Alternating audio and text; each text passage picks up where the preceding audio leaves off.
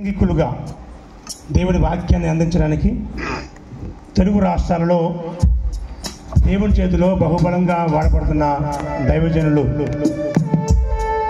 మరి అనేక చోట్ల ఉజ్జీవంగా ప్రభు యొక్క పరిచయలో యవ్వన వయసు నుంచే ప్రభు పరిచయలో కొనసాగించబడుతూ ఇప్పటికీ కూడా దేవుని చేతిలో బహుబలంగా వాడబడుతున్న దైవజనులు పాస్టర్ యేసుదాసయ్య గారు మన మధ్యలో ఉన్నారు.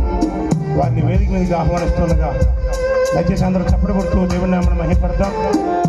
తెలుగు రాష్ట్రాల్లో ఉద్యోగ ప్రసంగులుగా అనేక చోట్ల బహుబలంగా వాడబడుతున్న దైవజనులు వారి మన మధ్యలో ఉండడం మనకు ఆశీర్వాదకరం. అలాగే మరి ఈరోజు అద్భుతమైనటువంటి ఒక సాక్ష్యం, ప్రతి సంవత్సరంలా కాకుండా ఈ సంవత్సరం కొంచెం ప్రత్యేకంగా ఉండాలన్న ఉద్దేశంతో ఈ దైవజనులు ఆలోచన చేసి మరి ఈ సంవత్సరం ఒక సాక్ష్యం ఉంటే బాగుంటుందని మరి సాక్ష్యాన్ని చెప్పించడానికి రాజమండ్రి దగ్గర కొవ్వూరు నుండి మరి దైవ సేవకులు మన మధ్యకు పిలిచారు. మరి వారు పిలిచిన వెంటనే మరి మనం ఆహ్వానాన్ని మన్నించి మన మధ్యకు వచ్చినటువంటి దైవజనులు నిరీక్షణ పాలయ్య గారు కూడా వేదికగా ఆహ్వానిస్తూ ఉన్నాం. నాడు వంట మాస్టర్, నేడు దేవుని సేవకుడు పాస్టర్ అయ్యారు. విజయవాడ బస్టాండ్లో కప్పులు కడుక్కుంటూ తల్లిదండ్రులు కోల్పోయి కప్పులు కడుగుతూ మరి చిన్ననాటి నుండే ఆ కష్టపడుతూ చదువు లేకుండా మరి కష్టపడుతూ పెరిగినటువంటి వ్యక్తి దేవుని సేవలోకి ఎలా వచ్చారో, దేవుడు ఎలా పిలిచారో, దేవుని పరిచర్యలో ఎలా సాగుతూ ఉన్నారో మరి వారి సాక్ష్యాన్ని మన మధ్యలో పంచుకోవాలని ఈ సమయాన్ని దైవజనులు నిరీక్షణ పాలయ్య గారికి ఈ సమయాన్ని అప్పగిస్తూ ఉన్నాం. చప్పట్లు కొడుతూ వారిని ఆహ్వానిద్దాం.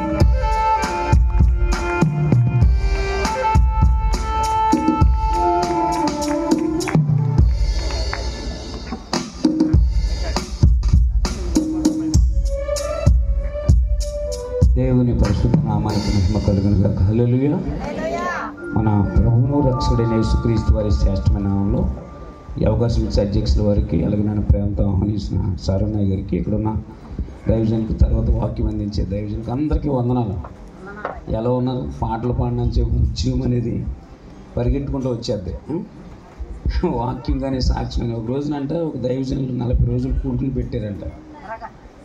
39వ రోజున వచ్చి ఒక ఆవిడ అందంట, ఇంకో 40 రోజులు పెంచండి, ఉపవాస కొట్టాలందంట. ఒక మైగారు మైక్ తీసుకుని చూడు ఆవిడలో ఎంత ఉద్యోగం ఉందంటే, ఉద్యోగమా నా పొందా నిర్జీవం ఉండేది, ఇంటికాడ ఉంటే నిద్రడతలేదు, ఇక్కడికి ఆటోమేటిక్గా నిద్ర వచ్చేస్తుంది, ఇక్కడికి వచ్చేసరికి నిద్ర మాత్రం మామూలుగా ఉండదు అనమాట. దేవాది దేవుడికి కృతజ్ఞతలు. నన్ను ప్రేమతో ఆహ్వానించిన దైవజనులకి, ఇక్కడ రావడానికి కారకులైనటువంటి సజీవరావు గారు, అన్ని కాంటాక్ట్ దైవజనులు కూడా నా ప్రత్యేకమైన వందనాలు. ఎంత ఉద్యోగంగా పాటలు పాడారు, సైలెంట్ అయిపోయి గట్టిగా స్తోత్రం చెప్తాం. హల్లెలూయా.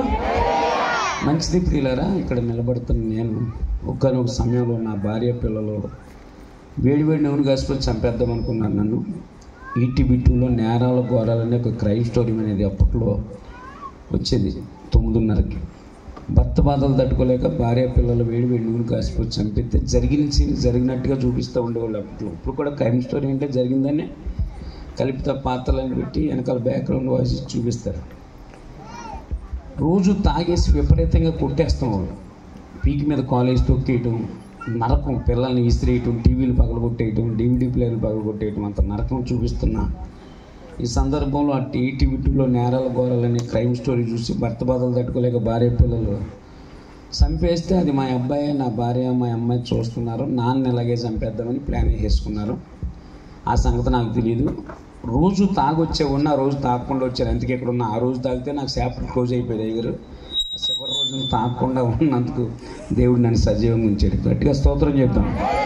ఎందుకు తాగలేదంటే దేవుడు తాగనవలేదు. ఆ రోజు తాగితే ఎలా ఉంటుందో, తాగకుండా ఉంటే ఎలా ఉంటుందో తాగుబోతుల గురించి నేను చెప్పట్లేదు, కానీ నా గురించి మాత్రమే నేను చెప్తున్నాను. తాగకుండా వస్తే సైలెంట్గా వెళ్తారు, తాగితే అమ్మనా బూతులు తిడతారు వీధిలో ఉన్న వాళ్ళందరినీ. భార్యకు కూడా నరకం చూపిస్తూ ఉంటారు కొంతమంది. మా అమ్మాయి పరిగెట్టుకు వచ్చేసింది. ఆ రోజు తాగకుండా వచ్చాను, డాడీ ఈరోజు నిన్ను చంపేస్తారంట, అమ్మ అన్నయ్య ప్లాన్ వేసుకున్నారని చెప్పేసింది. నా కుమార్తె ఆడపిల్లల తండ్రిని చాలా ఇష్టపడతారు. నేను అప్పుడు ఆలోచించడం మొదలుపెట్టాను, నేను అన్నాను మా అమ్మాయితో, చంపితే ఒకే దెబ్బతో చంపమను, రెండో దెబ్బ పడిందంటే నరికి నరికి నరికి చంపుతానన్న. వాళ్ళకి ఆ సెన్స్ రాలేదు, నాకు ఈ సెన్స్ రాలేదు. దేవుడు నన్ను సావనివ్వలేదు. గట్టిగా స్తోత్రం చెప్తామా. నన్ను మా అమ్మమ్మ తాతయ్య పెంచారు. నాన్న చిన్నతనంలో చనిపోయిన కారణం చేత వాళ్ళు ఏమని తిట్టేవాళ్ళు అంటే, ఒరే రోడ్డు మీద ఇన్ని యాక్సిడెంట్లు జరిగితే ఏ లారీ నీ తల మీద ఎక్కట్లేదు అంటారు, దరిద్రుడని అనవసరంగా పెంచాం. ఉగ్గుపాలు పట్టేటప్పుడు 2 ఒడ్డు గింజలు అయితే చచ్చిపోయేవాడు, దరిద్రుడని తిట్టాడు. మా అమ్మ వాళ్ళ చెల్లి అత్తులు దొరకని ఒక ఆవిడ ఉండేది. నా భార్య పిల్లల్ని విపరీతంగా కొడుతుంటే ఒక రోజున అడ్డమొత్తి ఆవిడని కూడా తోపు తోసాను, పడిపోయింది. వీడితో నువ్వు కాపురం చేయలేవు, అన్నంలో మందు కలిపి చంపేమని. అందరూ నా సాగు కోరుకున్నారు, నన్ను మాత్రమే ఏసై కోరుకున్నారు. చప్పట్లు కొడుతూ దేవుడు నామమున ఆ ఏసైని ప్రకటించడానికే ఈ కూడికలన్నీ. ఆయన మతాలు మార్చేవాడు కాదు, కానీ మనసును మార్చేవాడు అంతే. సరే మంచిది. నా పేరు మారిశెట్టి లక్ష్మణరావు. మారిశెట్టి అంటే గౌడ, గౌడ అంటే గౌడోళ్ళు అంటారు, పళ్ళు ఎత్తా ఉంటారు. పొలగొట్టి పొలం గురించి పెద్ద సమస్య కాదు, కానీ చెప్పాలి ఎక్కడి నుంచి అనేది వచ్చేది అది తెలియాలి. మా తల్లిదండ్రులకు 4 సంతానంలో నేను 2వ వాడిని. 5వ సంవత్సరంలో నాన్న చనిపోయిన కారణం చేత అమ్మమ్మ తాత ఏం చేశారంటే, మేమున్న ఊరు కొవ్వూరు పక్కన ఆరికిరావులని చిన్న కుగ్రామం, ఆ ఊరు నుంచి పక్కన ఇంకో ఊరు ఔరంగాబాద్ అనే గ్రామం, అమ్మమ్మ వాళ్ళు ఊరు తీసుకొచ్చారు. పిల్లల్ని అందరినీ స్కూల్లో జాయిన్ చేశారు. మా అమ్మగారికి వేరే మ్యారేజ్ చేస్తారు. పిల్లలు మేము దత్తుళ్ళు అనమాట, అంటే పెంపకంలో పెరిగాం, అమ్మమ్మ తాతయ్య పెంపకంలో పెరిగాం. అయితే మా దగ్గర బంధువు బెజవాడలో ఉంటాడు, ఆయన పొల్ల వెంకటేశ్వరం అని, విజయవాడ నుంచి వచ్చి, తమ్ముడు నిన్ను విజయవాడ తీసుకెళ్ళి మంచి భవిష్యత్తు చూపిస్తాను, వస్తావా అన్నాడు. భవిష్యత్తు అంటే ఎవరికి ఇష్టం ఉండదు, అందరికీ ఇష్టం ఉంటుంది. సరే అన్న. ఆయన విజయవాడ తీసుకొచ్చి ఏం చేశాడంటే, విజయవాడ సున్నం బట్టీల సెంటర్ అని ఉంటుంది, అక్కడ నవోదయ టీ స్టాల్ అని ఉంటుంది, అందులో కప్పులు కడిగే పనిలో పెట్టాడు. అది భవిష్యత్తు అంటే నా వయసుకి నేను ఆ పని చేయగలను అందులో పెట్టాడు. అక్కడి నుంచి వచ్చేద్దామంటే వచ్చేటప్పుడు ఊర్లో గొప్పగా చెప్పుకొని వచ్చాను నేను. మా అన్నయ్య నాకు భవిష్యత్తు చూపిస్తారని. ఇంకా అక్కడి నుంచి రాలేక 4 గంటలకు డ్యూటీ లేపితే రాత్రి 9 గంటలకు వాటలు కట్టేంతవరకు కూడా ప్లేట్లు గ్లాసులు కడగటం, చేతులు ఎర్రగా సింధూరంలాగా పాసిపోయి ఏడుస్తుంటే మా సీనియర్స్ అనేవాళ్ళు పసుపు నిమ్మకాయ రాసుకోరా తగ్గిపోద్దని. పసుపు నిమ్మకాయ రాస్తే విపరీతమైన మంట వచ్చేసేది. ఏడుస్తుంటే ధర ఒక 90 వేద్దాం, ఒక క్వార్టర్ వేద్దాం అని చాయ్ మందు అలవాటు చేశారు. ఇక రోజు తాగటం, ఆ డబ్బులు నెలకు 150 రూపాయలు ఇచ్చాడు. ఆ డబ్బులన్నీ అలాగే వాడేసేవాడు, అడిగేవాళ్ళు లేరు కదా. సరే ఒక 20 సంవత్సరాల వయసు వచ్చినప్పుడు మా స్వగ్రామం వెళ్తే మా అమ్మమ్మ తాతయ్య నీకు పెళ్లి చేస్తే ఒక పని అయిపోద్దని ఒక సంబంధానికి తీసుకెళ్ళారు. అక్కడ పెళ్లి చూపులు జరుగుతున్నాయి, అందరూ ఊళ్ళో వాళ్ళు అందరూ వచ్చారు, పల్లెటూరు కదా అందరూ వచ్చేస్తారు ఏదైనా ఉంటే. ఒక ఆయన అడిగాడు, పెద్ద ఆయన, బెజవాడలో ఏం పని చేస్తున్నావా నువ్వు అడిగాడు. హోటల్లో కప్పులు కడుగుతున్నానంటే, ఇంకొక ఆయన అన్నాడు, కప్పులు కడిగి వాడికి పిల్లనిచ్చి చేస్తున్నామంటే, లేదు పెళ్లి చూపులు ఇప్పటితో ఆపేయండి అని చెప్పి అక్కడ అవమానపరిచి కూడా పంపించేశారు. పిల్లని ఎత్తానికి కూడా ముందుకు రాలేదు. మా అమ్మమ్మ తాతయ్య తన సమాజంలో డబ్బు ఉంటే విలువ ఉంటుంది, ఆ డబ్బు సంపాదించే వరకు నేను బెజవాడ నుంచి రాని మళ్ళీ వచ్చేసాను. వచ్చి మా ఓనర్ గారి దగ్గర, ఆయన బందరకాలో పక్క అంట బస్ స్టాండ్ బ్యాక్ సైడ్ 17వ డివిజన్ అంటారు దాన్ని, భాస్కర్రావుపేట. సిడీ క్యాంటీన్ మా ఓనర్ గారు నాన్న ఇది కంట్రోల్ చేయండి. సిడీ క్యాంటీన్ అని ఒక క్యాంటీన్ పెట్టారు. ఆ క్యాంటీన్లో 70 మంది వర్కర్స్ ఉంటారు. ప్లేట్లు కడిగే స్థితి నుంచి వంట మాస్టర్ వరకు పనులన్నీ నేర్చుకున్నారు. బైబిల్లో ఒక మాట ఇప్పుడు నాకు తెలుసు, శ్రద్ధగా పని చేయవాడు ఏలుబడి చేస్తాడని వాక్యంలో ఉంటుంది కదా. నమ్మకంగా పనిచేసాను, పనులన్నీ నేర్చుకున్నాను. వంట మా స్థాయి వచ్చినప్పుడు మచిలీపట్నం దగ్గర పోలవరం అనే గ్రామంలో రాజులపాటి పాండు అంకం గారు కుమార్తెంచి వివాహం చేశారు. ఆ అమ్మాయికి ఏం చెప్పారంటే, ఈ అబ్బాయికి చాలా బుద్ధిమంతుడు అని చెప్పాడు. అప్పటికే నేను తాగుబోతూ తిరిగిపోతూ పక్క బెవర్స్ అయిపోయాను. అటిందుకు చూస్తున్నారు, ఇటు చూడండి, నేను కనపడుతున్నాను కదమ్మా, వినపడుతున్నా. హల్లెలూయా, గట్టిగా స్తోత్రం చెప్పండి. నేను కనపడుతున్నాను సరిపోతుంది, నేను ఆ మంట మీద వెళ్ళిపోతాను ఎదరికి, మీరు నాకు తంటలాగా ఉండొచ్చు. స్తోత్రం చెప్తాం. హల్లెలూయా. ఇది నాకు ట్రైన్ అవుతుంది, నాకు కంగారు ఉండాలి, మీకు అది కంగారు ఉండవలసింది. సరే సరే. అయితే వివాహం చేశారు, మంచి మాటలు చెప్పారు. ఈ అబ్బాయి చాలా మంచోడు బుద్ధిమంతుడు అని చెప్పేశారు. వాస్తవానికి మంచోడు కాదు, 100 అబద్ధాలు ఆడి పెళ్లి చేయాలంటారు కదా. తాగుబోతుడు అంటే ఎవరన్నా పెళ్ళి ఇస్తారా? ఎవరు కదా ఇస్తారా? చేశారు. మా మామగారు రోజుకు 3 క్వార్టర్లు తాగేవాడు అంట. ఆ సంగతి నాకు తెలియదు, నేను 6 క్వార్టర్లు తాగేవాడిని. డబల్ తమాకా అంటారు, తెలిసి ఎప్పుడైనా విన్నారా? ఏంటంటే ఆయన బట్టలు వేస్తా దేవంగులు అందరూ ఫ్రెండ్స్ అనమాట, అందరూ తాగుబోతులే, ఈయన కూడా తాగుతూ ఉండేవాడు. మా అత్తగారిని బస్ స్టాండ్ కానీ నుంచి ఇంటి వరకు కొడతానే ఈడ్చుకుని వెళ్ళేవాడంట. మా అత్తగారు ఏంటంటే ఒకే ఒక కూతురు, 14 సంవత్సరాల వయసు వచ్చింది. నేను చచ్చిపోయేలోపు ఈ అమ్మాయిని ఏదో ఒక ఐదు చేతిలో పెట్టాలని అనుకుంది.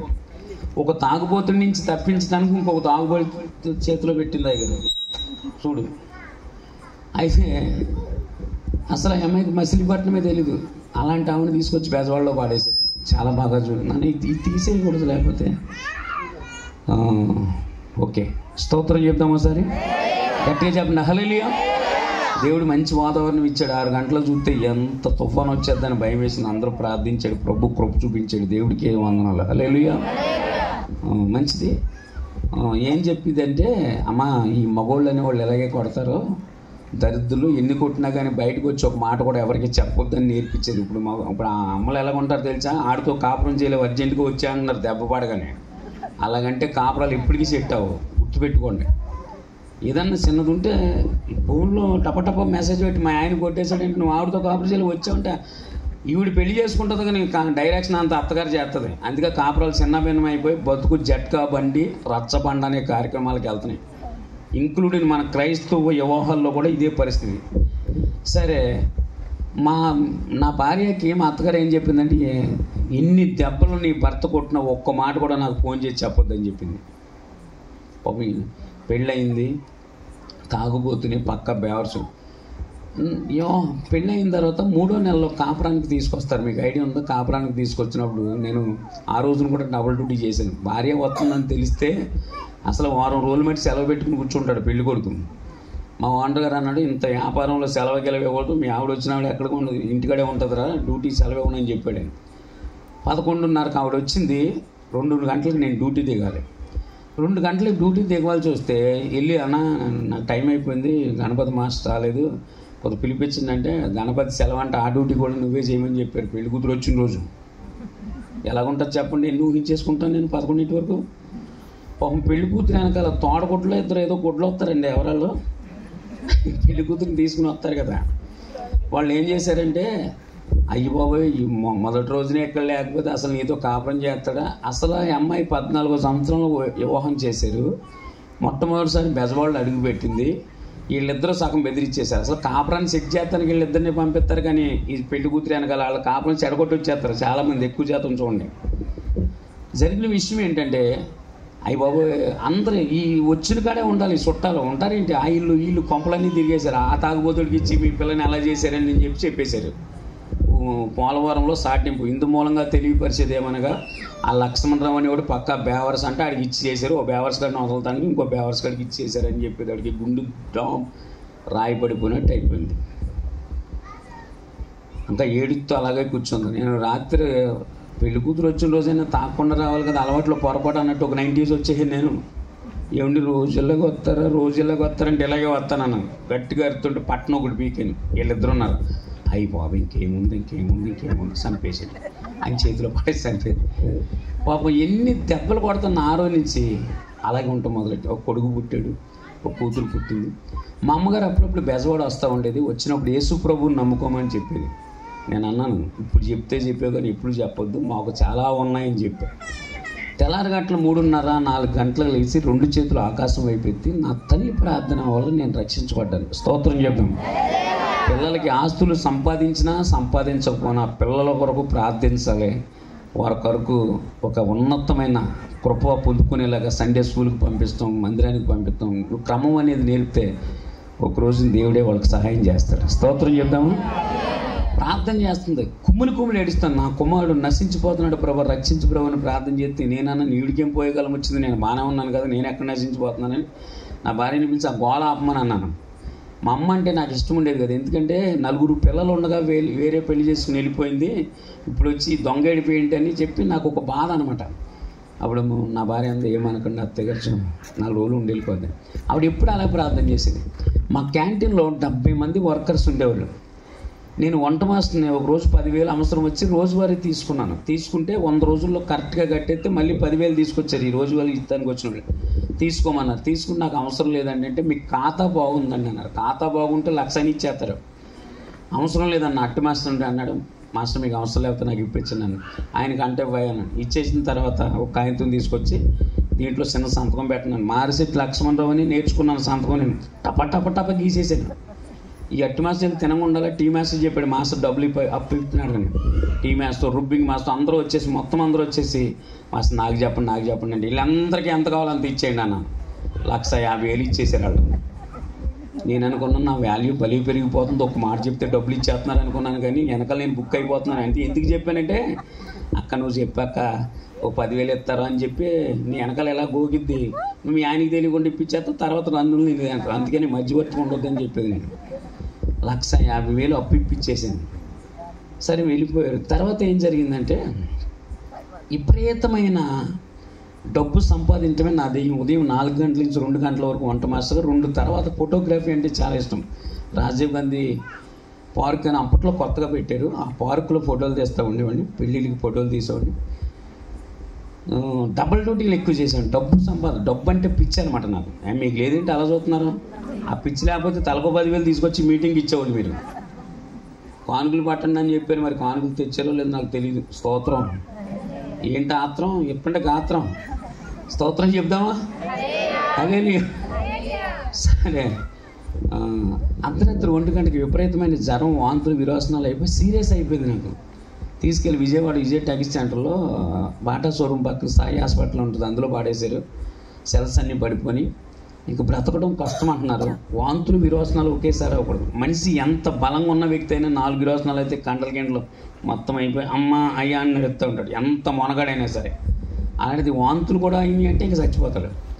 సావు బతుకుల మధ్యలో ఉన్న నన్ను మా స్టాఫ్ అందరూ చూడటానికి వస్తారు కదా. సాధారణంగా పేషెంట్ని చూడటానికి వెళ్తే మనం చెప్పాల్సిన మాట ఏంటంటే, పర్వాలేదు తగ్గిపోద్దని చెప్పాలి. కానీ మనం చూడటానికి వచ్చిన వాళ్ళు, మొన్న ఈ రోగం వచ్చిన వాళ్ళు అక్కడే చచ్చిపోయారని చెప్తారు, ఆడు అప్పుడే చచ్చిపోతాడు. నన్ను చూడటానికి వచ్చే వాళ్ళందరూ చెప్పే మాస్టర్ బతకడు. ఇంకా నా గుండె లపాట కొట్టుకుంటుంది. నాకంటూ లోక సంబంధమైన భక్తి ఉండేది. నేను వాళ్ళకి ఎన్నో మొక్కాను, నాకు ప్రయోజనం లేదు. మా అమ్మగారికి విషయం తెలిసి ప్రార్థన తైలం తీసుకొచ్చింది, ప్రేయర్ ఆయిల్ తీసుకొచ్చి నా భార్య నాడు అమలేశ్వరి, లక్ష్మణరావుని అడుగు ప్రార్థన చేస్తానంటే, ఆ మూర్ఖుడికి నేను అస్సలు చెప్పనంత. ఏ మూర్ఖుడు? నేను వారం రోజులు మట్టి ఈరోజులు అవుతున్నాయి, కాళ్ళు చేతులు లేగట్లేదు. ఈడేం చచ్చినోడు కొడతాడని ధైర్యం. కాళ్ళు చేతులు పనిచేస్తలేదు కానీ నోరు చెవులు పనిచేస్తాయి. నేను కేకేసా, పరిగెట్టుకు వచ్చేసింది. నన్ను చూసి మాట్లాడటానికి కూడా ధైర్యం చాలదు ఆవిడకి. తాగిపోతాడు చూస్తే కళ్ళు ఎర్రసింధూరాలు ఉంటాయి కదా. ఏంటి అంటున్నావంటే, ఏదో మీ అమ్మగారు ప్రార్థన చేస్తారంట, రమ్మన్నాను. పిలిచాను. ఏంటమ్మా అన్న, ప్రార్థన చేస్తాను. ఏంటి ప్రయోజనం అయితే, నువ్వు నమ్ముతుంది ఏసై మహిమ చూస్తాను. సరే, నీ ప్రభు వల్ల ఏదన్నా అవిద్యమో చేయమన్నాను. ప్రేరాలు తీసుకొచ్చి సిలువు గుర్తేసి 3 డ్రాపులు 4 మీద వేసి నన్ను ఒక మాట చెప్పమంది. ప్రభు నువ్వు గొప్ప దేవుడు, నన్ను స్వస్థపరచు, నేను నిన్ను నమ్ముకుంటానని చెప్పమంది. కన్నీటితో ప్రార్థన చేసింది. దేవుని శక్తి నన్ను తాకింది. చప్పట్లు కొడుతూ దేవుని హల్లెలూయా. మీరు చెప్తే నమ్మరు. 3 రోజుల్లో డిశ్చార్జ్ చేసి ఇంటికి పంపించేశారు. ఒక 80 రూపాయలు పెట్టి బైబిల్ కొనిచ్చి ప్రతి ఆదివారం మందిరానికి వెళ్ళమంది. నేను రోజు కొట్టి తన్నేసినా పర్వాలేదు, కానీ బైబిల్ పట్టుకుని మందిరాలకు వెళ్తాం మా మిస్సెస్కి అస్సలు ఇష్టం లేదు. ఎందుకంటే కులం తక్కువ దేవుడు అంట. ఆవిడ లెక్క, మరి ఆవిడ లెక్కే కదా, మొత్తం ప్రపంచం లెక్క అంతా అలాగే ఉంది. సరే, నేను మొట్టమొదటి ఆదివారం ప్రార్థనకి వెళ్ళాను. తెల్ల బట్టలు, కుమార్ షర్ట్స్, కుమార్ ప్యాంట్స్ అని ఉండేవి. తెల్ల బట్టలు బుద్ధిమంతుల్లాగా వెళ్ళిపోయాను బైబిల్ ఎట్టుకుని. పాస్టర్ గారు వాక్యం ఏం చెప్తున్నారంటే, ఎఫెసీయులకు రాసిన పత్రిక 5వ అధ్యాయం 25 వచ్చిన చదువుతారు ఎవరన్నా? ఏముంటుందంటే, పురుషులారా మీరును మీ భార్యల్ని ప్రేమించండి అనే మాట ఉంటుంది. ఈ మాట నన్ను బాగా పట్టేసుకున్నా. పెళ్ళి అయిన తర్వాత కొడతాం తప్ప ఎప్పుడు ప్రేమదోమ తెలియదే కదా, నాకు కొడతమే పని. ఈరోజు నేను తెగ ప్రేమించేద్దామని నేను అనుకున్నాను. నేను అనుకుంటే సరిపోతుంది కదా, ఆవిడనుకోవాలి కదా. ఇప్పుడు సాయంత్రం 5 గంటలకు భర్త వచ్చి విపరీతంగా కొట్టేసి 8 గంటలకు ఐ లవ్ యూ అంటే 2 లవ్ యూ అని చెప్పగలుగుతారా? 5 కొట్టిన దెబ్బలు గుర్తుండవా అంటారు కదా. నేను అప్పుడు దాకా విపరీతంగా కొట్టేసి బుద్ధిమంతుడు అయిపోయి నేను ఐ లవ్ యూ అంటే ఐ డోంట్ లవ్ యూ అంతే. నీ ప్రేమ నాకు అవసరం లేదంతే. వంకాయ కూర ఉండమంటే బెండకాయ వండుతుంది, బెండకాయ ఉండమంటే దొండకాయ వండి పెట్టింది తినంటుంది. నన్ను చూసి మాట్లాడటానికి ధైర్యం చాలా వ్యక్తి. అందుకే భర్తలు మారలేదు అని ఎడతారు, కానీ వాళ్ళు మారితే మీరు రాక్షసులు అయిపోతారు. అందుకే నీకు ముళ్ళు తన్నుతూ ఉంటాడు. ఎందుకు తెలుసా అంత మాటను? ఆయన మారితే నువ్వు మందిరానికి కూడా రావు. మీ భర్తలు అందరూ మారు మనసు రక్షణ పొందుదురు కాక. స్తోత్రం చెప్తామా? నేను అనవసరంగా బైబిల్ పట్టుకుని ప్రార్థనకి వెళ్ళి నేను బాధపడుతుంటే మళ్ళీ వారం ప్రేయర్కి వెళ్తే దైవజనులు ఒక వాక్యం చెప్తున్నారు. పేతురు గారు యేసుప్రభు వారి దగ్గరికి వచ్చి నీకు ఈ మరణము దూరం అవుగాక అంటారు కదా. ఆ మాట చెప్తూ అప్పుడు వెంటనే యేసుప్రభు వారు ఏమంటాడో, సాతానా నా వెనక్కి పోమంటారు. ఆ మాట చెప్పిన తర్వాత పేతురు సాతాను కాదు, పేతురులో సాతాను ప్రవేశించి దైవ చిత్తాన్ని పాడు చేయాలనుకుంది. నువ్వు ఆధ్యాత్మికంగా బలపడితే నువ్వు దేవుళ్ళో ఎదుగుతున్నప్పుడు దెయ్యం నీ భార్యలో దూరద్దని చెప్పాడు సేవకుడు. అప్పుడు నాకు అర్థమైపోయింది. కొన్నిసార్లు మనం కుటుంబ ప్రార్థన చేద్దామని కూర్చుంటాం, పిల్ల కొయ్యని ఎడుతుంది, ఈవిడ పట్న పీకిద్ది, ఆయన పట్న పీకుతాడు. కుటుంబ ప్రార్థన కూడా దేవుడు ఇంకా అందా రాత్రి వెళ్ళిపోతాయి. ఎందుకు తెలుసా? ఆ పిల్లలో దూరద్దు దెయ్యం, ఈలోపు ఈవిడలో దూరద్దే, ఇంకా ఆయనలో దూరం మొత్తం ఇంకా అంతే. ప్రార్థన ఉంటుంది, ఆ రోజు అన్నం వండుకున్నది మొత్తం పొద్దున్నే తొట్లేసేస్తారు. అలాంటి సందర్భాలు ఎన్నో ఉంటాయి. మనం ఆధ్యాత్మికంగా బలపడితే దెయ్యానికి ఇష్టం ఉండదు. అందుకే నా భార్యలో దూరి నన్ను డిస్టర్బ్ చేసి నువ్వు విన్నాను అనుకో, ఆమెను కొడతాం మానేసాను, తిడతాం మానేసాను, అలా దేవుళ్ళో వెళ్తున్నాను. ఉన్నట్టుండి మా అత్తగారికి కాలు చేయి పడిపోయింది. పోలవరంలో అక్కడ ఎలీసా బాబు గారు అని ఒక పాస్టర్ గారు ఉన్నారు. మరణాత విశ్వాస సమాజంలోంచి రక్షించబడి అక్కడ సేవ చేస్తున్నారు. ఆ పాస్టర్ గారు వెళ్ళి ప్రార్థన చేస్తే ఆవిడ కాలు చేయొచ్చి సపట్లు కొడుతూ దేవుని నామని హల్లెలూయా. ఎప్పుడైతే ఆమెకి స్వస్థత వచ్చిందో ఆవిడకి కూడా దేవుడిని నమ్ముకోవటం మొదలెట్టింది. ఈ మాట మా అత్తగారు చెప్పింది, యేసుప్రభు గొప్ప దేవుడని, మీ ఆయన నమ్ముకున్న దేవుడు గొప్ప దేవుడు. ఆవిడ చెప్పడం వల్ల కొంతమంది అమ్మలు చెప్తేనే కాపరాలు చేస్తారు, మరి అదేంటో నాకు తెలియదు. నేను చెప్తున్నాను, నన్ను బతికించిన దేవుడు గొప్ప దేవుడు అంటే వాళ్ళ అమ్మగారికి కాలేజ్ చేయి పడిపోవడం ఆవిడ చెప్పడం ఏంటి. సరే ఏం జరిగిందంటే, నేను దేవుళ్ళలో బాగా ఎదుగుతున్నానని మా పాస్టర్ గారు అన్నారు, లక్ష్మణరావు గారు మీరు బాప్తిసం తీసుకున్నాను. సరే ఓకే, డేట్ ఇచ్చారు, ఒక డేటు. నేను ఫలానా డేట్కి రక్షణ పొందుదాం అనుకున్న రోజుని నేను లోకంలో ఉన్నప్పుడు జరిగిన సందర్భం చెప్తున్నాను. చిరంజీవి అంటే నాకు చాలా ఇష్టం, అప్పుడు ఇప్పుడు కాదు, అలా చూడకండి, మరి కొట్టేదాడు చూస్తున్నారు మీరు. నైట్ సినిమా వస్తే 10 గంటలకి ఇలా బుకింగ్ దగ్గర ఇలా కూర్చుని మొత్తం దెబ్బలు తినేసి బట్టలు చిరిగిపోతే అసలు సినిమా చూసి వస్తేనే అంత ఉండేది, అంత పిచ్చి. ఇందిరా సినిమా శతదినోత్సవ వేడుకలో భవానీపురంలో జరుగుతుంది ప్రోగ్రాం. మా ఓనర్ గారు రే చిరంజీవి అంటే చచ్చిపోతావు కదరా, వీఐపీ పాసులు 4 పాసులు ఇచ్చాడు. వీవీఐపీ పాసులు అంటే స్పెషల్ ఎమ్మెల్యేలు ఎంపీలు కూర్చునే ఆ పాసులు వచ్చినాయి. పాస్టర్ గారి దగ్గరికి వచ్చానన్న, మీరు ఎప్పుడు కావాలితే అప్పుడు దొరుకుతారు కానీ చిరంజీవి ఎప్పుడు కావాలితే అప్పుడు దొరకదు, రేపు ఏమన్నా బాప్తిస్మన్నా నేను అందుకు చెప్పాను ఈ మాట. మీరు కొన్నిసార్లు కృతజ్ఞత కొడుకు పెట్టండి అంటారు. మీ అమ్మ కానీ మీ అక్క కానీ రాలేదనుకో, యాలొద్దు దగ్గర రేపు పెట్టండి అంటారు. ఆవిడ కోసం కూడు కాపేస్తారు మీరు.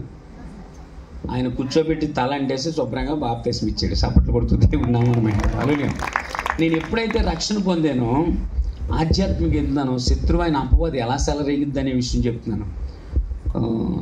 ఈ కాలువ పక్కన ఇల్లు ఉంటాయి కదా, 17వ డివిజన్లో భాస్కర్రావుపేటలో బస్ స్టాండ్ బ్యాక్ సైడ్ అంతా ఇల్లు ఉండే కాలువ పక్కనే. మా క్యాంటీన్ కాలువ పక్క ఉండేది.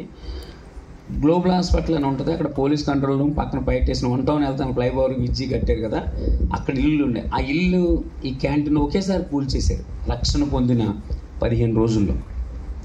నేను సిస్టర్ గారి దగ్గరికి వెళ్ళాను, మీరు ప్రభువుని నమ్ముకున్నారు, నేను ప్రభువుని నమ్ముకున్నాను, నాకు మాత్రం ఇన్ని ఇబ్బందులు ఎందుకు వస్తున్నాయంటే, ఆవిడ సామెతల గ్రంథం 24వ అధ్యాయం 10వ వచనం, యోబు గ్రంథం 34:10 చదువుతారు ఒకసారి. శ్రమ దినమున నువ్వు కుంగిని ఏళ్ళ శాతకానుడు అయిపోతామని ఉంటుంది. మనకు కష్టం వచ్చినప్పుడు కృంగకూడదు, దేవుడి మీద ఆధార పెట్టుకుంటే దేవుడు అద్భుతమైన కార్యం చేస్తాడు. యోబు గ్రంథం 34:10 కూడా ఒకసారి చదవండి. విజ్ఞానము గల మనుషులారా నా మాట ఆలకించుడి. దేవుడు అన్యాయం చేయట, దేవుడు అన్యాయము చేయట, అసంభవం, సర్వశక్తుడు దుష్కార్యం చేయట అసంభవము. ఆవిడ ఆ మాటలు చెప్పింది. దేవుడు అన్యాయం చేయడు బ్రదరు, దేవుడు అద్భుతమైన కార్యం మీ ఎడలు చేస్తారు, ప్రభువుని నమ్ముకున్నారు కదా అని ప్రేయర్ చేసింది. అద్భుతం ఏం జరిగిందంటే, అప్పుడే కొత్తగా డాక్టర్ అంబేద్కర్ ఆవాస్ వాంబే పథకం అని వచ్చింది. అది ప్రధానమంత్రి అటల్ బిహారీ వాజ్పేయి గారు సెంట్రల్లో ఉండగా, తెలుగుదేశం ఆంధ్రాలో ఉండగా ఈ పథకం వచ్చింది. ఆ కాలువటి నీళ్ళు తీసిన వాళ్ళందరికీ వాంబే కాలనీలో ఫ్రీగా ఇల్లు కట్టించేసారు. అందులో నా పేరు ఉంది. చప్పట్లు కొడుతూ దేవుడు నామని. అలాగే ఇల్లు పోయినందుకు ఇల్లు వచ్చేసింది. మాస్టర్ గారిని తీసుకెళ్ళి ప్రార్థన చేసుకుని ఇంట్లో వెళ్ళాం. ఈ వాటర్లు తీసేశారు కదా, మా క్యాంటీన్ కూడా కూల్చేశారు, మొత్తం కూల్చేశారు. కూల్చేస్తే వాటర్ల పని వాళ్ళు ఎక్కడోళ్ళు అక్కడ వెళ్ళిపోయారు. 3-4 రోజులు ఉన్న బియ్యం వండి, తర్వాత నా భార్య అందే అంటే మీ ఫ్రెండ్ రోజిరెడ్డి దగ్గరికి వెళ్ళి, ఇప్పటికీ సూపర్వైజర్గా విజయవాడ బస్ స్టాండ్లో మీరు వెళ్ళండి, సిరిడి టిఫిన్ క్యాంటీన్ అని ఉంటుంది, నేను పనిచేసిన ఓనర్ గారిది. అది బాలాజీ క్యాంటీన్ అని ఉండేది. దాని తర్వాత సిరిడి క్యాంటీన్ పెట్టారు. తర్వాత 51వ నెంబర్ ప్లాట్ఫామ్ మీద తెనాలి నాన్ స్టాప్ ఆగి ఎదురుకుండా కూడా ఈ 2 క్యాంటీన్లు ఉంటాయి. సిరిడి అనేది నేను పనిచేసిన ఓనర్ గారి. మేము నీ ఫ్రెండ్ దగ్గరికి వెళ్ళి ఒక 200 తీసుకురండి, ఇంట్లో బియ్యం లేవండి. వెళ్ళి బాబాయ్ 200 ఈ బాబాయ్ ఇంట్లో బియ్యం లేవంటే 200 సంగతి తర్వాత నాకు 50,000 వాళ్ళు ఇప్పుడు ఇస్తామన్నాడు. అసలు 200 బియ్యానికి లేవంటే 50,000 ఎలాగ ఇస్తానంటే నాకు తెలియదు. నా 50,000 తెచ్చి ₹1 కూడా నువ్వు నా స్నేహితుడు అంటే నీకు నాకు స్నేహం ఏంటరా, డబ్బులు బాగా కరెక్ట్గా కడతామని నీకు అప్పించానన్నాడు. ఇంటికి వచ్చేసాను, రూపాయి లేదు. నా భార్యతో అన్నాను ప్రేర్ చేసుకున్న దేవుడే సహాయం చేస్తాడని లోనికి తీసుకెళ్ళి ప్రార్థన చేస్తే అన్నం లేదు, పిల్లల ఆకలని అడుగుతున్నారు. కన్నీటితో ప్రార్థన చేస్తే ఆమె నెలలోపు ఒక ఆవిడ 2 పార్సల్ మీద తీసుకొచ్చింది. చప్పట్లు కొడుతూ దేవుని నామములో. ఒక్కరోజు కాదు, నెల రోజులు ప్రతిరోజు ప్రార్థన. ఆమె అనగానే ఆవిడ 2 మీల్స్ తీసుకొస్తాం. ఇలాగ అయిపోయిన తర్వాత బుడమేరు పొంగిపోయి మా కాలనీ అంతా ఇప్పుడు మన ఈ మధ్యకాలంలో ఉంది. 20 సంవత్సరాల క్రితం కూడా ఒకసారి ఇదంతా సింగనగర్, ప్రకాశ్ నగర్ అన్నీ ముందుకొని అప్పుడు మున్సిపాలిటీ వారి ద్వారా బిర్యానీ పొట్లలో, పులిహోర పొట్లలో తీసుకొచ్చి ఇచ్చారు. కొన్నాళ్ళు అలాగ పోషించబడ్డాం. తర్వాత నీళ్ళు లాగేసిన తర్వాత ఒక 20 కిలోల బియ్యం ₹750 ఇచ్చారు. తర్వాత ఏం జరిగిందంటే పిల్లల్ని స్కూల్లో జాయిన్ చేసాం. ఇంకా ఉన్న బియ్యం తింటున్నాము. ఈ 3D క్యాంటీన్ ఎప్పుడైతే కూల్ చేశారో హోటల్ పని వాళ్ళు ఎక్కడోళ్ళు అక్కడే వెళ్ళిపోయారు. ఆ డబ్బులు ఇచ్చిన వాళ్ళు మధ్యవర్తుకున్నాను కదా, ఈ రోజువారీలు ఇచ్చిన వాళ్ళు వాళ్ళందరూ వచ్చి మాస్టర్ గారు డబ్బులే ఉన్నాను, మీరు నాకు ఇవ్వలేదు కదంటే మీరు చెప్తే ఇచ్చాం. ఒకటి ఆ హోటల్ పని వాళ్ళు ఎక్కడున్నారో మాకు చెప్పండి, లేకపోతే ఆ డబ్బులు మీరే ఉండని చెప్పి ట్యాక్స్లు పెట్టేస్తున్నారు. పోలీస్ కేసు పెట్టేస్తా ఉన్నాను. నేను అన్నాను రేపు ఈ టైం కల్లా మీ డబ్బులు ఇచ్చేస్తాను వెళ్ళిపోండి అన్నాను. ఈలోపు స్పందన అని ఒకటి ఉండేది. అక్కడ 9 మంది స్త్రీలు వచ్చి మా మిస్సెస్ని తీసుకెళ్ళి ఆవిడకి ఫుల్గా క్లాస్ పీకుతున్నారు.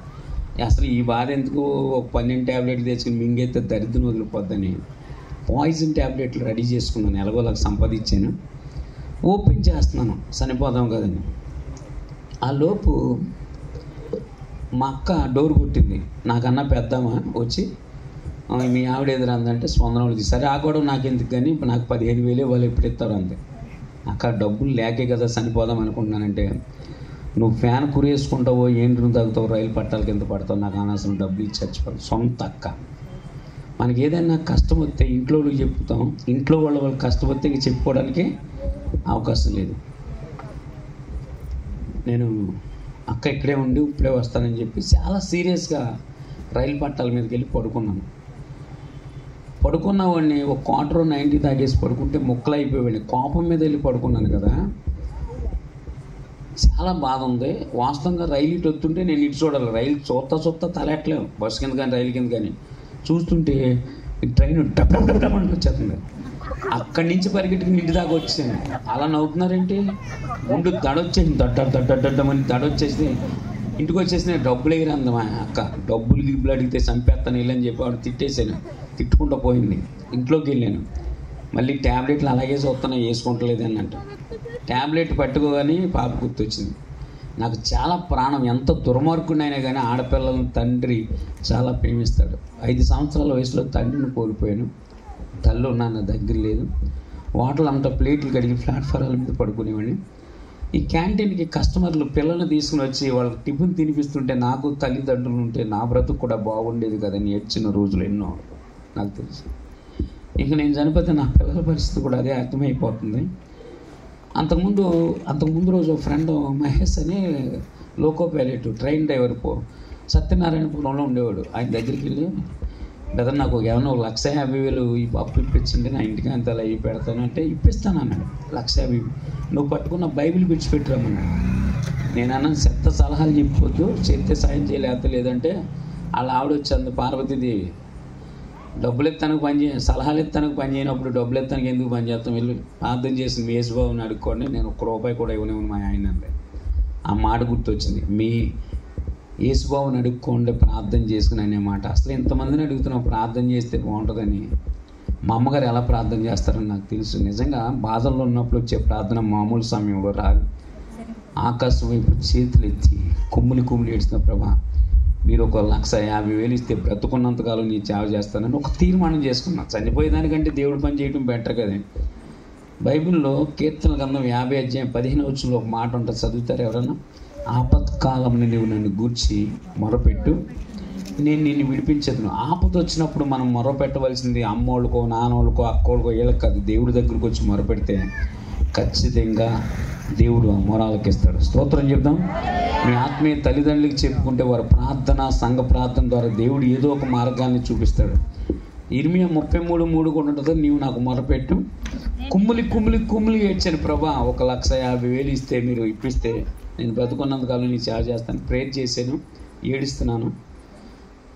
ట్యాబ్లెట్ల మీదకి వెళ్ళింది కానీ నోటి దగ్గరికి రాలేదు. ఒక్క నిమిషం పడుకుని అలా పైకి చూస్తున్నాను, మంచం మీద తలుపులు వేసేసి ఉన్నాయి. సిలువ ఆకారంగా కనపడుతుంది స్లాబ్లో. సిలువ అంటే శమలకి గుర్తు కదని మనసులో అనుకుంటున్నాను. నాకు ఒక స్వరం వినపడుతుంది, నా కృప నీకు చాలని. చప్పట్లు కొడుతూ దేవుడు నామని మాట్లాడాలి. ఆ కృప అనే పదం వింటుంటే నా ఒళ్ళంతా పులకరించి. యేసన్న గారి పాటలు రాసినప్పుడు కృప అనే పదం లేకుండా ఆయన అసలు పాట రాయరంటే చెప్తూ ఉంటారు కదా. నా కృప నీకు చాలంటే నేను అనుకుంటున్నాను మనసులో, నీ కృప ఉంటే నేను ఎందుకు చచ్చిపోవాలనుకుంటున్నానంటే నాకు మళ్ళీ ఆ స్వరం వినపడుతుంది, నేను నిన్ను చనిపోమన్నా, నేను నిన్ను ఎన్నుకున్నాను. ఈ లెటర్ని ట్యాబ్లెట్లు తీసుకెళ్ళి రామకృష్ణాపురంలో సత్యానందం గారు, శాంతారత్నం కానీ, పాస్టర్ గారు ఉన్నారు, అక్కడ పట్టుకెళ్ళమని ఆ స్వరం చెప్పక విన్నాను. ఏమన్నా చాలా స్పీడ్ మీద వెళ్ళిపోయాను, చూపించాను. ఏంటి నిరీక్షణ ఇలాంటి తెలుగు తక్కువ పని చేస్తున్నావు అంటే అప్పులు బాగా తట్టుకోలేకపోతున్నానంటే ఆ పాస్టర్ గారు ఏమన్నారంటే, కమిషనర్ సురేంద్ర బాబు గారు అని అప్పట్లో మంచి కమిషనర్ ఉండేవాళ్ళు, ఆయన దగ్గరికి వెళ్ళి కేసు పెట్టేద్దాం అందరి మీద అన్న. నాకు ఎవరి మీద కేసు పెడతాం ఇష్టం లేదన్న. మరి ఏం చేస్తావు నిరీక్షణ అన్నారు. మీరు చెప్పండి, దేవుడు పంపారు కదంటే భార్యాభర్త భారంతో ప్రార్థన చేసి ఒక మాట ఏం చెప్పారంటే, గవర్నమెంట్ వాళ్ళు ఉచితంగా ఇల్లు ఇచ్చారు కదా, దాన్ని అమ్మేసుకుని అప్పులు తీర్చేసుకుని దీని గురించి చనిపోవాల్సిన వాళ్ళే 4 రోజులు సరిపడా సరుకులు ఇప్పించి నా భార్యతో అన్నారమ్మా, ఏ అద్దీంట్లో అన్న ఉండొచ్చు, చనిపోవాల్సిన లేకపోతే ఇల్లు అమ్మేసుకుని మీ ఊరు వెళ్ళిపోండి. ఇల్లు అమ్ముకొని కొవ్వూరు వెళ్ళిపోదామనే ప్లాన్లో ఉన్నప్పుడు మా ఓనర్ గారు దస్తగిరి గారు, రోసిరెడ్డి గారు మేనేజర్ ఇద్దరు కలిసి బాంబే కాలనీకి వచ్చి, అరే లక్ష్మణ్, రాజీవ్ గాంధీ హోల్సేల్ మార్కెట్లో మనం సిటీ క్యాంటీన్ ఓపెన్ చేస్తాం, రేపు వచ్చి డ్యూటీ ఎక్కడ అన్నారు. నేను అన్నాను, లేదన్నా మేము మా ఊరు వెళ్ళిపోతున్నాం అన్నాను. ఏంటి అన్నాడు, నాకు అప్పులు ఉన్నాయన్నా, నీకు ఎంత డబ్బులు కావాలో అంత ఇస్తాను రా, డ్యూటీ ఎక్కన్నాడు. ఎందుకంటే నేను పని బాగా చేస్తానని ఆయనకి తెలుసు, నమ్మకంగా చిన్నప్పటి నుంచి అక్కడ చేశాను కనుక. సరే ఎంత కావాలో అంత ఇస్తాను అన్నాడు కదా, ఆయన మాట కాదని లేక 2 రోజులు డ్యూటీ చేశాను. లక్ష్మణ్ పిలిచాడు, వెళ్ళాను. నీకు ఎంత డబ్బులు కావాలని అడిగాడు. హోటల్ పనుడికి ఎవరు అలాగ అడగడు, ఎందుకంటే ఈరోజు ఎక్కడ ఉంటే రేపు ఎక్కడ ఉంటుందో తెలియదు. 1,50,000 కావాలి నాకు. అడగటానికి ధైర్యం చాలకు ఒక 70,000 అడిగిన వెంటనే చేతిలో పెట్టాడు. సపోర్ట్ కొడుతూ దేవుడు నామనమే పని. దేవుడు చేసిన అద్భుతం అండి. 70,000 దస్తగిరి గారు ఇవ్వటం అంటే అసలు దానియాల్ పద్మారావు గారు ఆశ్చర్యపోయాడు. ప్రకాశ్ నగర్లో ఉంటాడు, ఎలా ఇచ్చారు. 70,000 చేతితో పట్టుకున్నాను. నాకు ఇంకో 70 కావాలి. అడుగుదామంటే ఈ 70 తీసుకుంటాడని భయం అవుతుంది, కానీ అడగలేదు. కానీ అన్న నాకు ప్రతి ఆదివారం సెలవు కావాలని అన్నాను. 1,00,000 రూపాయలు కావాలి తెస్తాను కానీ సెలవు మాత్రం ఏమన్నాడు. అయితే మీ 70,000 మీరు ఉంచుకోండి అని అక్కడే ఆ కౌంటర్ మీద పెట్టేసి వెళ్ళిపోతున్నా. ఏంటి బ్యా అన్నాడు, నాకు సెలవు కావాలి. దేనికి రా నీకు సెలవు అన్నాడు. అన్న నేను యేసుప్రభుని నమ్ముకున్నాను, ఒక తీర్మానం చేసుకున్నా ప్రతి ఆదివారం మందిరానికి వెళ్తానని. అంటే ఆయన చెప్పాడు, రే ఆదివారం మనకి వ్యాపారం ఎక్కువ ఉంటుంది, శనివారం నైటు పగలు నువ్వు చెయ్యి, ఆదివారం పగలు నైటు గణపతి మాస్టర్ చేస్తాడు అన్నాను. ఎలాగైనా పర్లేదు, నాకు మందిరానికి టైం ఉండాలన్న. సరే డబ్బులు ఇంటికి తీసుకొచ్చాను. నా భార్య ఆశ్చర్యపోయింది. 1,000-2,000 అడిగితే ఇచ్చేవాడు కదా ఆయన, 70,000 ఇచ్చాడంటే దేవుడికి మహిమ కలిగిన. చప్పట్లు కొడుతూ దేవుడు నామని ఉంటుంది. అలాగే అక్క కోసం 15,000 పక్కన పెట్టి 10,000 ఇవ్వాల్సిన వాడికి 5,000, 5,000 ఇవ్వాల్సిన వాడికి 2,000 అందరికీ చదివేశాను. తర్వాత ఆదివారం 10 గంటలకు ప్రార్థన అంటే 9 గంటలకు వచ్చి కూర్చునేవాడిని. పాస్టర్ గారు పిలిచి అన్నాడు, ఫస్ట్లో మంట తర్వాత తంట అన్నాడు. అర్థం కాలేదా? మందిరానికి వచ్చిన కొత్త రోజుల్లో మందిరం అసలు వదలలేదు, తర్వాత మాత్రం చూపిస్తారు, నరకమే చూపించేస్తారు మాకు. అలాగ ఆధ్యాత్మికంగా ఎదుగుతున్న సమయంలో దేవుడు ఒక దర్శనం, ఆకాశం నుంచి ఒక వెలుగు నా మీద ప్రకాశిస్తుంది. పరిగెట్టి వెళ్ళి బందరకాలలో దూకేశాను. ఆకాశం నుంచి ఒక స్వరం నాకు వినపడుతుంది, నా కుమారుడు నేను ఎన్నుకున్నాను నా సేవ చేయని. ఏమీ అర్థం కాలే. మా అక్కకి చెప్పాను ఈ సంగతి. ఔరంగాబాద్లో జరిగిన ఒక సంఘటన చెప్పింది. ఒక ఆయనకి దేవుడు సేవ చేయమని చెప్తే ఆ మాట వినకపోవడం వల్ల మరణకరమైన రోగంతో బాధపడుతున్నప్పుడు ఒక పాస్టర్ గారు వెళ్ళి అన్నాడంట, నీకు ఇంకా దేవుడి దగ్గర ఒప్పుకోవాల్సిన ఏమన్నా ఒప్పుకుంటే దేవుడు పిలిచి సేవ చేయమన్నాడు, నేను చేయలేదంటే నేను ఇప్పుడైనా సేవ చేస్తాను ప్రభు అంటే దేవుడు బాగు చేస్తాడంటే చేస్తానని ఒప్పుకోనంటే ఆయన బతికాడంటే ఈ విషయాలన్నీ నాకు చెప్తున్నా. మా అక్క ఎందుకు నాకు చెప్తున్నావు అంటే, నిన్ను దేవుడు పిలిచాడు అన్నావు కనుక 3 రోజులు ఉపవాసం ఉండి ఏ ప్రాంతం వెళ్ళి ఆయన గురించి ప్రకటించాలో అడుగంతే. మరి దేవుడు మరణం నుంచి బ్రతికించాడు, 70,000 ఆయన చేత ఇప్పించాడు కదా. 3 రోజులు ఉపవాసం ఉండి తెల్లారగట్ల 3 గంటలకి కన్నీటితో ప్రార్థన చేస్తున్నా, ప్రభు నీ పనికి నేను సిద్ధపడ్డాను, ఏ ప్రాంతం వెళ్ళి నీ గురించి ప్రకటించాలని అడుగుతున్నా. నేను ప్రార్థనలో విజయవాడ వాంబే కాలనీ G49 ఇంట్లో ఉండి ప్రార్థన చేస్తున్నాను. ఆ ప్రార్థనలో ఉండగానే ఒక వ్యక్తి నన్ను కొవ్వూరు రోడ్ కమ్ రైలు బ్రిడ్జి పక్కన బిజ్జీపేట శ్రీనివాసపురం అంటారు, ఆ ప్రాంతం అంతా తీసుకెళ్ళిపోయి ఇక్కడే ఆయన గురించి ప్రకటించని చెప్పి వెళ్ళిపోయాడు. తెర చూస్తే వాంబే కాలనీ. ఈ మాట నా భార్యకి చెప్పాను, ఇలాగ ప్రభు పాలన ప్రాంతం చూపించాడు మన ఏరియాలోనంటే, సరే మీరు దస్తగిరి గారి దగ్గరికి వెళ్ళి సెలవు చెప్పండి వెళ్దామని. దస్తగిరి ఓనర్ గారు 10 గంటలకు వస్తాడు. 3:30కి దర్శనం, 3:30కి దర్శనం వచ్చింది. కొట్టు ఉంటుంది, నైట్ కూడా ఉంటుంది కదా. వెళ్ళాను, రెహమాన్ భయ్యని క్యాషియర్ ఉన్నాడు, భయ్య నేను ఈరోజు సెలవు తీసుకుంటానంటే, లోన గణపతి మాస్టర్ ఉన్నాడు చెప్పు అన్నాడు. అన్న నేను సెలవు తీసుకుంటాను, వెళ్తాంలో నేను డ్యూటీ చేస్తానన్నాడు. మాట చెప్పేసి ఉదయం రత్నాచలం ఉంటుంది 6 గంటలకి, అది 9 వెళ్ళి ఆ ప్రాంతం అంతా తిరిగి మా అక్క ఔరంగాబాద్ అని మా సొంత మా ఊరు వెళ్ళి అక్కకు 15,000 ఇచ్చి నేను మళ్ళీ వెంటనే అదే రత్నాచలకు రావాలి. ఈలోపు జరిగింది ఏంటంటే, ఈ గణపతి మాస్టర్ అని ఆయన 1000 రూపాయలు అడిగాడంటే ఎప్పుడో ఓనర్ గారిని ఇవ్వలేదంట.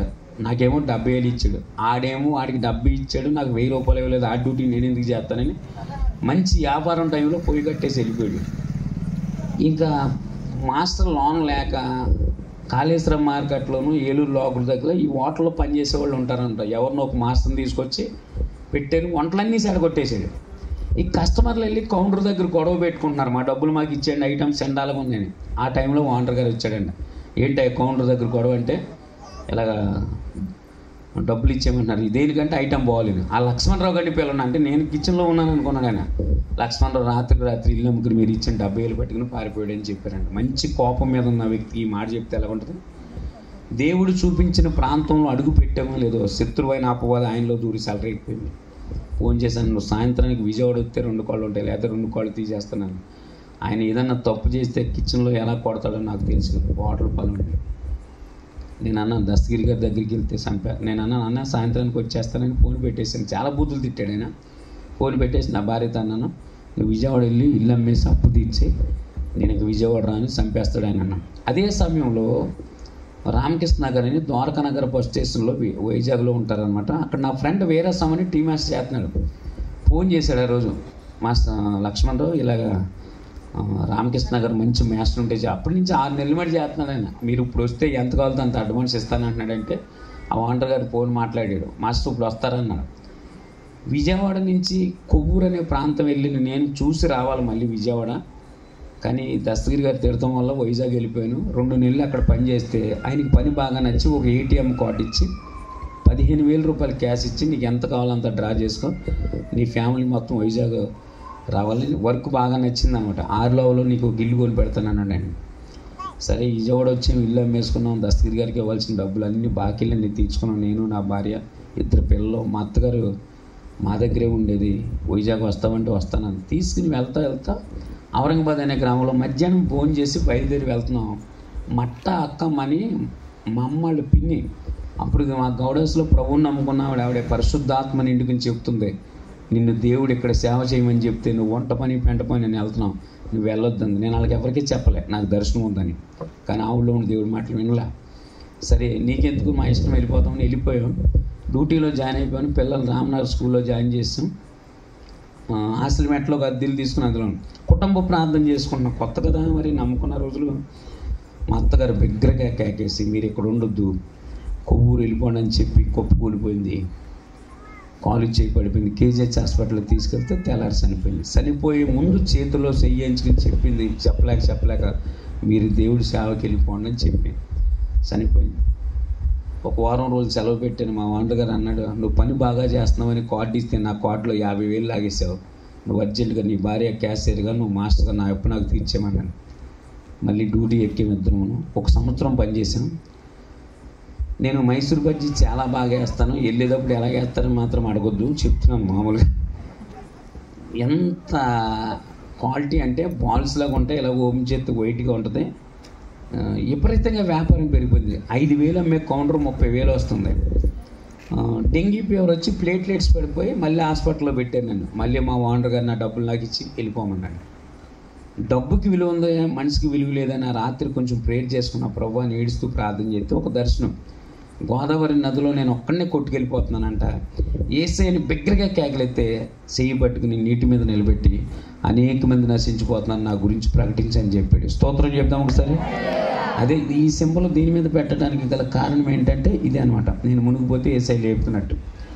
అయితే ఈ మాట డిశ్చార్జ్ అయిన తర్వాత మా వాండర్ గారి దగ్గరికి వెళ్ళి, సార్ నాకు సేవ పిలుపుంది సార్ అన్న. నువ్వు సేవ చేసుకుంటే నాకెందుకు, ఏం చేసుకుంటా నాకెందుకు, నాకు ఇవ్వాల్సిన 70,000 ఇచ్చి చేసుకోమన్నాడు.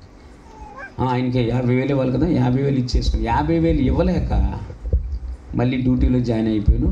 2 సంవత్సరాలు అయింది. వ్యాపారం విపరీతంగా పెరిగిపోయింది.